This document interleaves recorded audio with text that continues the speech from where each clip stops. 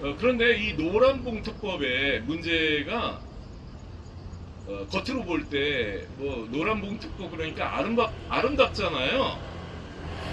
그런데 그게 근로자들의 권익을 신장시키는, 근로자들을 노동쟁이나 이런 데서 좀 더 많은 권력을 주고 그분들을 두둔하는 것처럼, 그 좋은 의도처럼 이렇게 보이지만 사실 그것은 한국 기업들을 다 망하게 하려는 속셈이 있는 법입니다.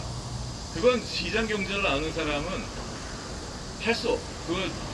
그런 법을 입법할 수 없는 것입니다. 그것은 그 법에 대해서는 이렇게 검색을 해보시면 자세히 나오기 때문에 제가 반복하지는 않겠습니다. 그 법은 한국 기업들을 해외로 쫓아내는 거예요. 그 북한에서 토지개혁이 있었습니다. 김일성이 토지개혁을 했어요. 토지개혁을 할 때 토지를 무상으로 뺏어서, 무상으로 농민들에게 준다고 거짓말을 하고 뺏었습니다. 근데 무슨 그때 그거 똑같습니다. 그럴 때 다 뺏긴 지주들은 남한으로 이렇게 내려왔습니다. 그때 초기에 다 놓고 떠날 수 있게 해줬습니다. 떠나라는 말이죠. 거기에 두면 그 북한 체제에 반발하는 세력이 되지 않겠습니까? 그러니까 그들이 갈 수 있도록 허용을 해준 것입니다. 나가라, 가라. 그래서 그들을 다 나가게 해서 그분들이 지주들, 재산을 다 뺏긴 사람들, 그런 사람들이 남한으로 이렇게 피난을 왔죠. 남한 인구가 늘어나고, 그리고 그렇게 토지 교육을 해서 빼앗은 토지를 농민들에게 잠시 돌려주는 것 같이 연극을 했어요. 그런데 다시 그냥 집단 농장화 해가지고 그 소장료라는 말은 아니죠. 그 소장료 비슷한 것들을 받았는데 일제시대 때 받았던 것이랑 다를 바 없습니다. 일제시대 때도 한 그 소출의 한 30% 정도 심한 그런 악한 그런 지주들은 40% 50%도 착취를 했다고 합니다. 근데 북한에서도 30% 35% 이렇게 받았어요. 그러니까 그 토지에 대한 소유권도 주지 않았습니다. 국가 소유다. 뭐 국가 소유예요? 그게 무슨 국가 소유입니까? 다 뺏어서 마른 번지를 하기 위해서 북한 인민들에게 토지를 분배해 주는 것처럼 했지만 실제로는 지주들의 토지를 뺏어서 비슷한 그 소장료를 받은 것입니다. 그리고 약속했던 대로 농민에게 그 토지를 소유권을 주지 않고 경작권만 준 것입니다. 종업원으로 쓰는 거죠. 전체 농민들을. 그래서 소장료를 받는 것입니다. 그리고 나중에 집단 농장화 할 때 누가 거기 나가서 공동 생산해서 공동 분배한다고 그러는데 누가 열심히 일하겠습니까? 그래서 열심히 안 하는 거죠. 그러니까 국가 경제가 망가지는 거죠. 80년대 전까지만 해도 북한이 잘 살았습니다. 남한보다. 80년대 이후에 역전이 됐어요. 그래서 지금 오늘날 북한에 이르고 있는 것입니다. 이 노란봉투법은요, 바로 그런 반기업적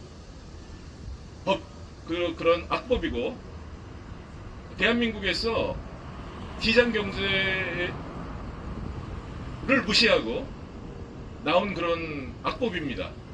그것은 대한민국에 있는 경쟁력 있는 기업들을 해외로 쫓아내는 법이에요.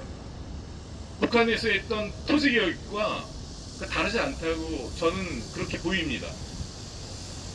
시민 여러분, 또 교회 목사님들, 지금 이 나라가 어떻게 돌아가고 있는 것을 저보다 더 잘 아시리라고 생각합니다. 이 문제를 함께 따져주시기 바랍니다. 이 나라가 어떻게 세워진 나라인데 이 나라의 사법 시스템이 이렇게 망가지고 부정부패한 공무원들이 이렇게 노골적으로 증거를 위변조해서 시민들의 등을 치고 범죄를 하고 법원에서도 이런 것들을 증거를 남기지 않고 기각하고 이렇게 2년 3년을 끌면서 열심히 일해야 될 시민들을 이렇게 욕보이면서 이런 증거 또 이런 거짓된 진단서를 제출해서 나중에 그걸 따지면 아니면 그만이지. 그 피해자가 제출한 게 아니라고. 피해자가 제출 안 했는데 하늘에서 떨어졌습니까? 귀신이 놓고 갔습니까? 통행경찰서는 답변해야 합니다. 이 진단서에 보면요, 교통사고 교자도 나오지 않습니다. 이거 상해 진단서도 아니고 가짜입니다. 이 위에 있는 거. 이런 진단서를 통해서 송치하고 기소하고 공판에 회부해서 2년 3년 동안 시민을 괴롭히고 있는 것입니다. 여기 밑에 보면 진료 기록에 보면 생리통이에요. 생리통. 교통사고랑 생리통이랑 무슨 상관이 있습니까? 기침이 나오는 호흡기 약이에요. 여기에 처방된 것이 호흡기 약입니다. 그것이 교통사고랑 무슨 관계가 있습니까? 근데 공판 중에 이 당사자가 나와서 뭐라고 말하냐면 상해진단서를 제출했다는 취지로 말하고 있습니다. 상해진단서가 지금 증거 기록에 없는데 상해진단서를 제출했다고 공판 기록에 또 새로운 징벌을 만드는 것입니다. 거짓말에 거짓말. 근데 지금 점점 불리한 증거들이 나오니까 이 교통사고 때 이 교통사고 시간이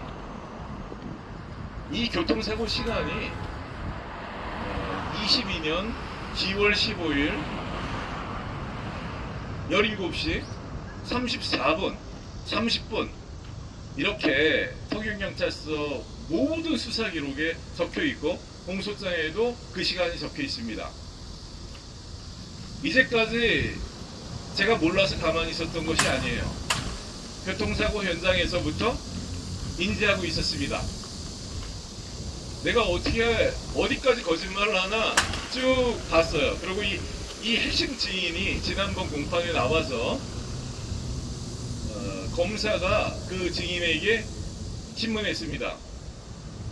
2022년 10월 15일 17시 20분경에 교통사고가 났지요? 그랬을 때 네라고 대답했습니다. 그 증인은요, 교통사고 상해 공갈했던 사람이에요. 산에서 쌍욕을 하면서 돈을 갈취해간 사람입니다. 근데 통영경찰서가 그가 정상적인 합의고 욕도 없었다고 조서에 허위로 쓰고 저희 아내 말도 안 통하는 아내 그 지장을 옆에다가 받아뒀어요. 뭐 여기 찍어 그러니까 찍었겠죠. 근데 저희 아내가 한글도 모르는데 어떻게 한글을 썼어요? 그거 답변하기 바랍니다. 증거를 조작하고 무사할 줄 아십니까? 이런 허무맹랑한 대담하게 경찰청의 앱을 통해서 위변조된 증거가 CCTV에 찍히는데